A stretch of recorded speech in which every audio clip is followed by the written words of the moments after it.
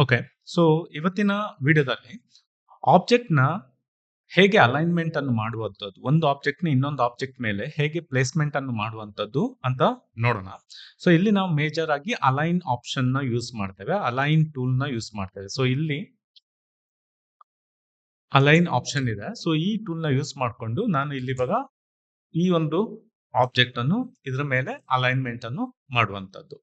So ಇಲ್ಲಿ ಇವಾಗ ನನಗೆ ಈ ಪರ್ಟಿಕ್ಯುಲರ್ ಆಬ್ಜೆಕ್ಟ್ ಏನಿದೆ, ಸೊ ಇದು ನಂದು ಮೂವ್ ಆಗುವಂತ ಆಬ್ಜೆಕ್ಟ್. ಸೊ ಇದು ಫಿಕ್ಸ್ ಆಗಿ ಇರುವಂತ ಆಬ್ಜೆಕ್ಟ್.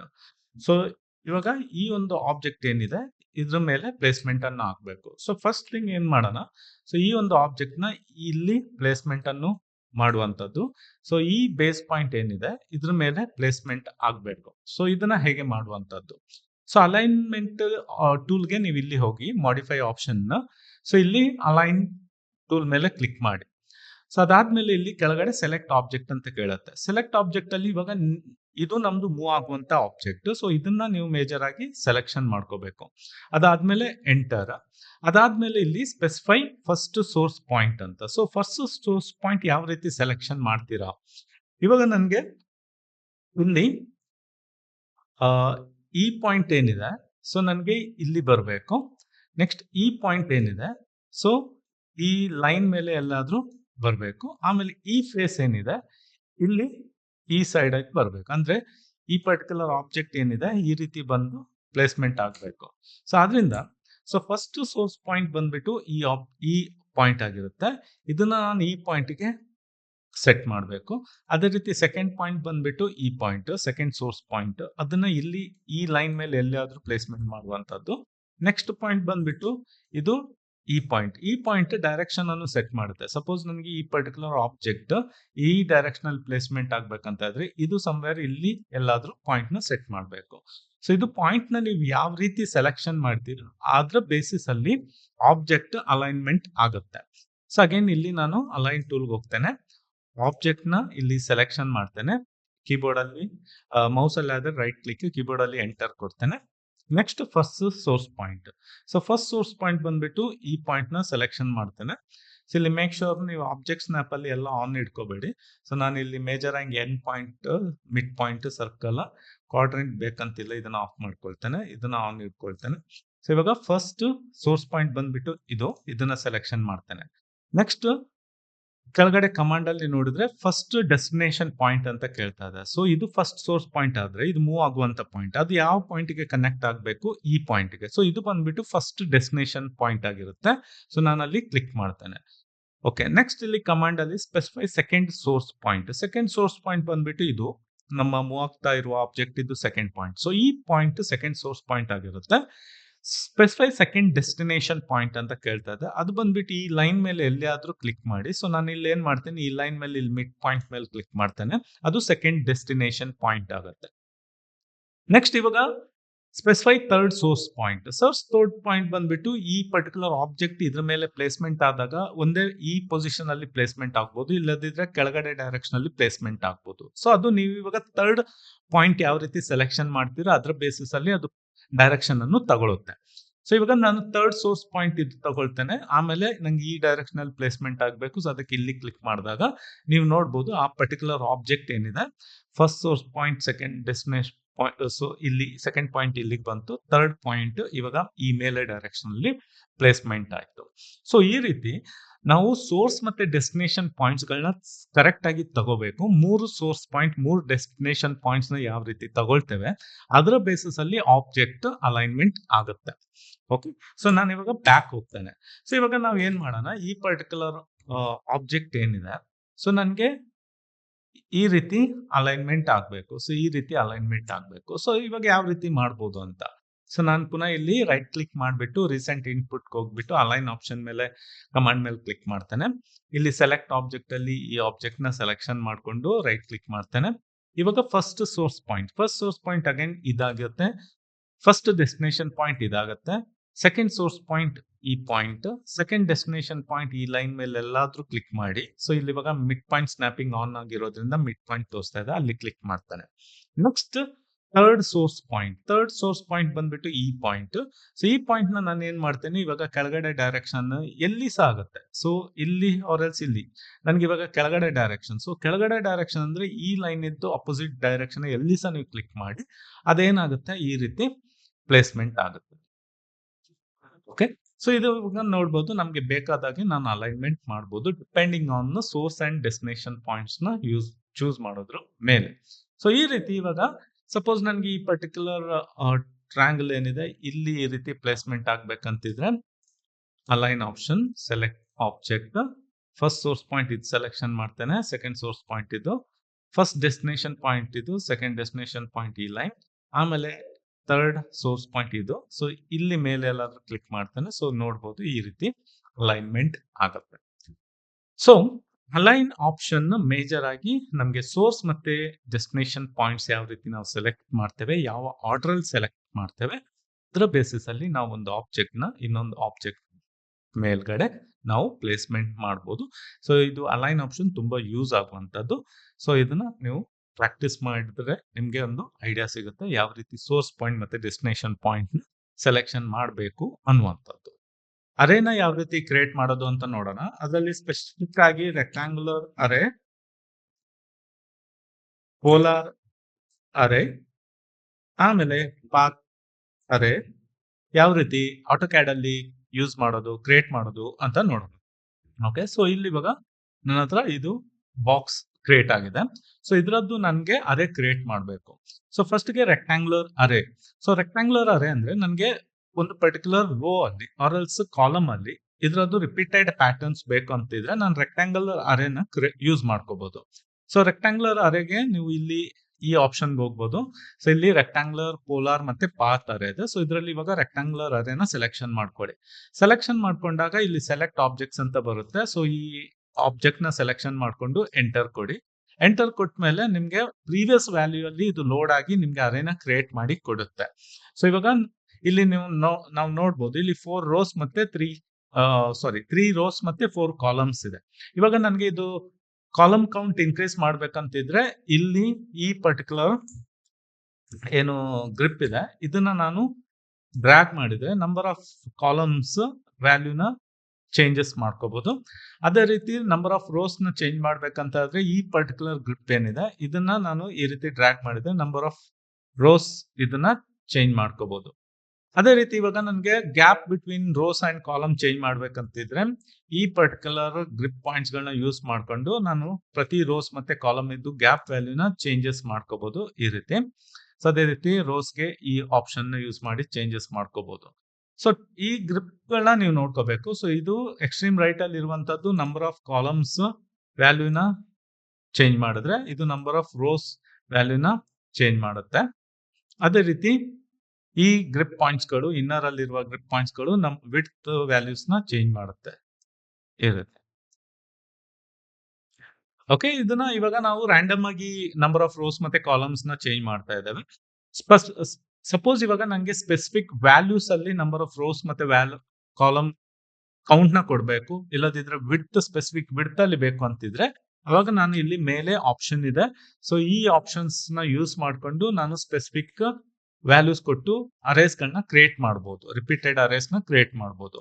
ಸೊ ಇಲ್ಲಿ ಫಸ್ಟ್ ಇಲ್ಲಿ ಕಾಲಮ್ ಸೆಟ್ಟಿಂಗ್ಸ್ ಬರೋಣ. ಸೊ ಇಲ್ಲಿ ಕರೆಂಟ್ ಕಾಲಮ್ ಕೌಂಟ್ 6 ಇದೆ. ಸಪೋಸ್ ನಾನು ಇವಾಗ 8 ಕೊಡುತ್ತೇನೆ. ಇವಾಗ ನೀವು ನೋಡ್ಬೋದು 8 ಕಾಲಮ್ಸ್ ಕ್ರಿಯೇಟ್ ಆಯ್ತು. ಸೊ ಇಲ್ಲಿ ಬಿಟ್ವೀನ್ ಅಂತ ಇದೆ. ಬಿಟ್ವೀನ್ ಅಂದ್ರೆ ಈಚ್ ಕಾಲಮ್ ನಡುವೆದು ಸ್ಪೇಸಿಂಗ್. ಸೊ ಈಚ್ ಕಾಲಮ್ ನಡುವೆದು ಸ್ಪೇಸಿಂಗ್ ಏನಿದೆ ಕರೆಂಟ್ಲಿ 4.4 ಸಮಥಿಂಗ್ ಇದೆ. ಸೊ ಇದನ್ನ ನಾನು ಇವಾಗ ಚೇಂಜ್ ಮಾಡಿದಾಗ ವಿಡ್ತ್ ಜಾಸ್ತಿ ಆಗುತ್ತೆ. ಸಪೋಸ್ ಇವಾಗ ನಾನು ಬಿಟ್ವೀನ್ ಕಾಲಮ್ ವ್ಯಾಲ್ಯೂ 6 ಕೊಡ್ತೇನೆ, 6 unit, what ever inches, millimetre, centimetre, ಯಾವ ಯೂನಿಟ್ ಅಲ್ಲಿ ನಾನು ಇದನ್ನ ಕ್ರಿಯೇಟ್ ಮಾಡಿದ್ದೇನೆ ಆ ಯೂನಿಟ್. ಸೊ 6 ಯೂನಿಟ್ಸ್ ಕೊಡ್ತೇನೆ, ಎಂಟರ್ ಕೊಡ್ತೇನೆ. ಸೊ ಇವಾಗ ನೋಡ್ಬೋದು ಇಲ್ಲಿ 6 ಏನಿದೆ ಅದು ಗ್ಯಾಪ್ ವ್ಯಾಲ್ಯೂ ಆಗುತ್ತೆ. ಸೊ ಅದನ್ನ ಸ್ಪೆಸಿಫಿಕ್ ಆಗಿ ಮೆಜರ್ ಮಾಡೋದಾದ್ರೆ ಇಲ್ಲಿ ಡಿಸ್ಟೆನ್ಸ್ ಆಪ್ಷನ್ ಬರ್ತೇನೆ. ಸೊ ಮೇ ಬಿ ಈ ಪಾಯಿಂಟ್ ಇಂದ ಈ ಪಾಯಿಂಟ್ಗೆ. ಸೊ ಆಕ್ಚುಲಿ 6 ಏನಿದೆ ಒಂದು ಎಂಡ್ ಇಂದ ಇನ್ನೊಂದು ಆಬ್ಜೆಕ್ಟ್ ಇದ್ದು ಎಂಡ್ ಇದ್ದು ವ್ಯಾಲ್ಯೂ ಅದು 6. ಓಕೆ, ಅಂದ್ರೆ ಈ ಪಾರ್ಟ್ ಇಂದ ಇಲ್ಲಿ ತನಕದ್ದು ವ್ಯಾಲ್ಯೂ ಏನಿದೆ ಇದು 6 ಇದೆ. ಓಕೆ, ಸೊ ಇಲ್ಲಿ ಇವಾಗ ನಾನು ಇದನ್ನ ಸೆಲೆಕ್ಷನ್ ಮಾಡ್ತೇನೆ. ಸೊ ಇದು. ಸೊ ಇದನ್ನ ನೀವು ಬಿಟ್ವೀನ್ ವ್ಯಾಲ್ಯೂನ ಕೊಡ್ಬೋದು, ಇಲ್ಲದಿದ್ರೆ ಟೋಟಲ್ ವ್ಯಾಲ್ಯೂಸ್ ನ ಕೊಡ್ಬೋದು. ಟೋಟಲ್ ಇವಾಗ 42 ಇದೆ. ಸಪೋಸ್ ನಾನು ಅದನ್ನ 60 ಮಾಡಿದಾಗ ಆಟೋಮೆಟಿಕ್ ಆಗಿ ಬಿಟ್ವೀನ್ ವ್ಯಾಲ್ಯೂ ಚೇಂಜ್ ಇರುತ್ತೆ. ಓಕೆ, ಕಮಿಂಗ್ ಬ್ಯಾಕ್ ಟು 30 ಕೊಡ್ತೇನೆ. ಸೊ ಅವಾಗ ಬಿಟ್ವೀನ್ ವ್ಯಾಲ್ಯೂ ಆಟೋಮೆಟಿಕ್ ಆಗಿ ಚೇಂಜ್ ಆಗುತ್ತೆ. ಇದರ ನೀವು ಬಿಟ್ವೀನ್ ವ್ಯಾಲ್ಯೂ ಚೇಂಜ್ ಮಾಡಿದಾಗ ಟೋಟಲ್ ವ್ಯಾಲ್ಯೂ ಅಡ್ಜಸ್ಟ್ ಆಗುತ್ತೆ, ಟೋಟಲ್ ವ್ಯಾಲ್ಯೂ ಚೇಂಜ್ ಮಾಡಿದಾಗ ಬಿಟ್ವೀನ್ ವ್ಯಾಲ್ಯೂ ಅಡ್ಜಸ್ಟ್ ಆಗುತ್ತೆ. ಸೊ ಅದೇ ರೀತಿ ರೋಸ್ಗೆ same options. So between value currently 4 ಇದೆ, 4 ಪಾಯಿಂಟ್ ಸಮಥಿಂಗ್ ಇದೆ. ನಾನು ಇದನ್ನ 5 ಮಾಡ್ತೇನೆ, ಎಂಟರ್ ಕೊಡ್ತೇನೆ. ಸೊ ಇವಾಗ ನಾವು ಇದನ್ನ ಮೆಜರ್ ಮಾಡೋಣ, ಡಿಸ್ಟೆನ್ಸ್ ಆಪ್ಷನ್. ಸೊ ಈ ಪಾಯಿಂಟ್ ಇಂದ ಈ ಪಾಯಿಂಟ್, ಸೊ 5 ಯಾವ್ದದು? ಸೊ ಈ ಪಾಯಿಂಟ್ ಇಂದ ಈ ಪಾಯಿಂಟ್ಗೆ ಏನು ವ್ಯಾಲ್ಯೂ ಇದೆ, ಸೊ ಅದು 5 ಇರುತ್ತೆ. ಸೊ ಅದು ಹೈಟ್ ವೈಸ್ ಅಲ್ಲಿ ವ್ಯಾಲ್ಯೂ. ಓಕೆ, ಸೊ ಇದನ್ನ ಸೆಲೆಕ್ಷನ್ ಮಾಡೋಣ. ಸೊ ಇದು 5. ಅಗೇನ್ ಇದು ಬಿಟ್ವೀನ್ ವ್ಯಾಲ್ಯೂ 5 ಅಂದ್ರೆ ಈ ಆಪ್ಷನ್. ಅಗೇನ್ ಇಲ್ಲಿ ಟೋಟಲ್ ವ್ಯಾಲ್ಯೂನ ನೀವು ಚೇಂಜ್ ಮಾಡಬಹುದು. ಲೆವೆಲ್ಸ್ ಆಕ್ಚುಲಿ ನಾವು 2D ಅಲ್ಲಿ ನಾವು ಲೆವೆಲ್ಸ್ ಚೇಂಜ್ ಮಾಡಿದ್ರೆ ಯಾವುದೇ ಯೂಸ್ ಇಲ್ಲ. ಸೊ ನೀವು ಲೆವೆಲ್ಸ್ ನೋಡ್ಬೇಕಂತಾದ್ರೆ ಅದು 3D ಅಲ್ಲಿ ಅಪ್ಲೈ ಆಗುತ್ತೆ. ಇವಾಗ ನಾನು ಲೆವೆಲ್ಸ್ 3 ಕೊಡ್ತೇನೆ. ಸೊ ಇಲ್ಲಿ ನಾನು ರೈಟ್ ಸೈಡ್ ಅಲ್ಲಿ ಇಲ್ಲಿ ಹೋಗ್ಬಿಟ್ಟು ಪರ್ಸ್ಪೆಕ್ಟಿವ್ ಆಂಗಲ್ ಮೇಲೆ ಕ್ಲಿಕ್ ಮಾಡಿದಾಗ ನೀವು ಇಲ್ಲಿ ನೋಡ್ಬೋದು 3 ಲೆವೆಲ್ಸ್ ಅಲ್ಲಿ ಇರುತ್ತೆ. ಸೊ 2D ಅಲ್ಲಿ ಲೆವೆಲ್ಸ್ ನೀವು ಕೊಟ್ರು ಅದು ಗೊತ್ತಾಗಲ್ಲ. ಸೊ ನೀವು ಪರ್ಸ್ಪೆಕ್ಟಿವ್ ಆಂಗಲ್ ಅಲ್ಲಿ ನೋಡಿದ್ರೆ ಅವಾಗ ನಿಮ್ಗೆ ಇಲ್ಲಿ 3 ಲೆವೆಲ್ಸ್ ಅಲ್ಲಿ ಕ್ರಿಯೇಟ್ ಆಗುತ್ತೆ. ಸೊ ಇದು ಲೆವೆಲ್ಸ್. ಸೊ ಇವಾಗ ನಾವು 2D ಅಲ್ಲಿ ವರ್ಕ್ ಮಾಡ್ತಾ ಇರೋದ್ರಿಂದ ಇದು ಮ್ಯಾಟರ್ ಆಗಲ್ಲ. ಸೊ ನೀವು ಇಲ್ಲಿ ಲೆವೆಲ್ಸ್ ನ ಚೇಂಜ್ ಮಾಡ್ಬೇಕಂತಿಲ್ಲ, ಇದನ್ನ 1 ಕೊಡ್ಬೋದು. ಓಕೆ, ಸೊ ನೆಕ್ಸ್ಟ್ ಇವಾಗ ಸಪೋಸ್ ಇವಾಗ ನೀವು ಅರೇನ ಕ್ರಿಯೇಟ್ ಮಾಡಿದ್ದೀರಾ, ಇಲ್ಲಿ ಕ್ಲೋಸ್ ಅರೇ ಕೊಡ್ತೇನೆ. ಸೊ ಇವಾಗ ಇದು ಅರೇ ಕ್ರಿಯೇಟ್ ಆಗಿದೆ. ಇನ್ ಕೇಸ್ ನಿಮ್ಗೆ ಇದನ್ನ ಎಡಿಟ್ ಮಾಡ್ಬೇಕು, ಇವಾಗ ನನ್ಗೆ ಇದು ಕಂಪ್ಲೀಟ್ ಆಗಿ ಎಲ್ಲ ಅರೇನ ಎಡಿಟ್ ಮಾಡ್ಬೇಕಂತಿದ್ರೆ ಸೊ ನಾನು ಯಾವ ರೀತಿ ಮಾಡ್ಬೋದು ಅಂತ. ಸೊ ಇಲ್ಲಿ ನಾನು ಇದನ್ನ ಸೆಲೆಕ್ಷನ್ ಮಾಡ್ತೇನೆ. ಸೆಲೆಕ್ಷನ್ ಮಾಡಿದಾಗ ಇಲ್ಲಿ ಮೇಲೆ ಎಡಿಟಿಂಗ್ ಆಪ್ಷನ್ ಬರುತ್ತೆ ಅರೇದು. ಸೊ ಇಲ್ಲಿ ನನ್ಗೆ ಇಲ್ಲಿ ಎಡಿಟ್ ಸೋರ್ಸ್ ಅಂತ ಕೇಳ್ತಾ ಇದೆ. ಇಲ್ಲಿ ನಾನು ಎಡಿಟ್ ಸೋರ್ಸ್ ಮೇಲೆ ಕ್ಲಿಕ್ ಮಾಡ್ತೇನೆ. ಸೊ ಯಾವ್ದಾದ್ರು ಒಂದು ಆಬ್ಜೆಕ್ಟ್, ಈ ಟೋಟಲ್ ಅರೇ ಅಲ್ಲಿ ಯಾವ್ದಾದ್ರು ಒಂದು ಆಬ್ಜೆಕ್ಟ್ ನ ಸೋರ್ಸ್ ಆಗಿ ನಾನು ಸೆಲೆಕ್ಷನ್ ಮಾಡ್ಕೋಬಹುದು. ನಾನು ಏನ್ ಮಾಡ್ತೇನೆ, ಇವಾಗ ಈ ಪರ್ಟಿಕ್ಯುಲರ್ ಆಬ್ಜೆಕ್ಟ್ ನ ಸೋರ್ಸ್ ಆಗಿ ಸೆಲೆಕ್ಷನ್ ಮಾಡ್ತೇನೆ. Edit source object of the associative array ಅಂತ ಈ ರೀತಿ ಮೆಸೇಜ್ ಬರುತ್ತೆ.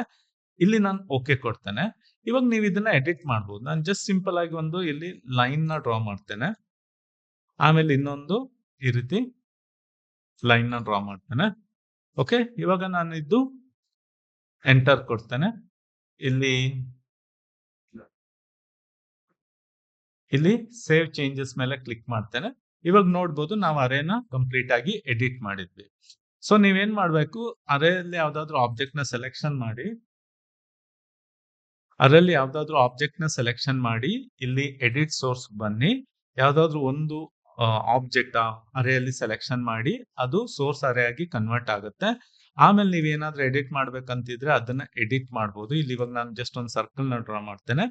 ಅದಾದ್ಮೇಲೆ ಇಲ್ಲಿ ಸೇವ್ ಚೇಂಜಸ್ ಮೇಲೆ ಕ್ಲಿಕ್ ಮಾಡಿ, ಅವಾಗ ನೀವು ನೋಡ್ಬೋದು ಇದು ಟೋಟಲ್ ಎಲ್ಲ ಅರೇಯಲ್ಲೂ ಅದು ಅಪ್ಲೈ ಆಗುತ್ತೆ.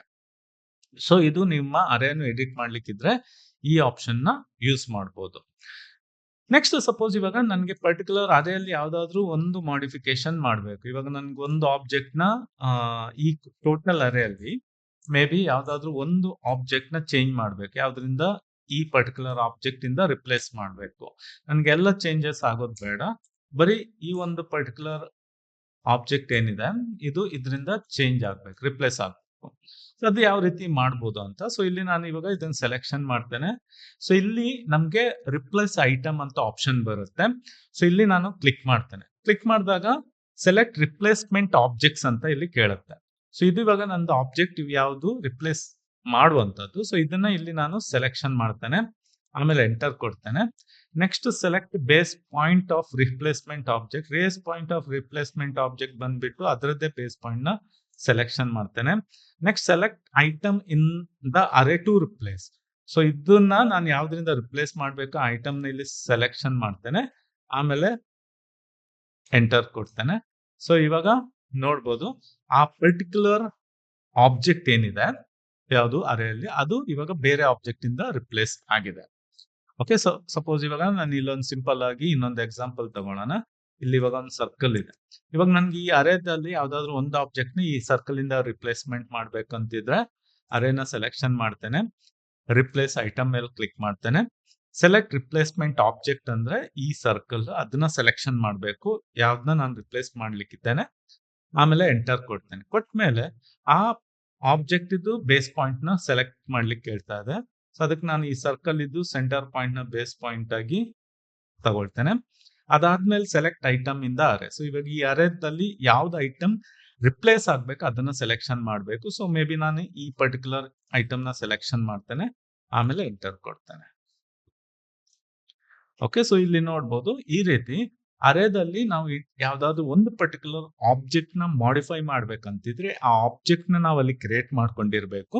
ಆಮೇಲೆ ಇಲ್ಲಿ ಈ ಆಪ್ಷನ್ಗೆ ಬಂದು ರಿಪ್ಲೇಸ್ಮೆಂಟ್ ಐಟಮ್ ಆಪ್ಷನ್ ಬಂದ್ಬಿಟ್ಟು ನಾವು ಅದನ್ನ ರಿಪ್ಲೇಸ್ ಮಾಡಬಹುದು.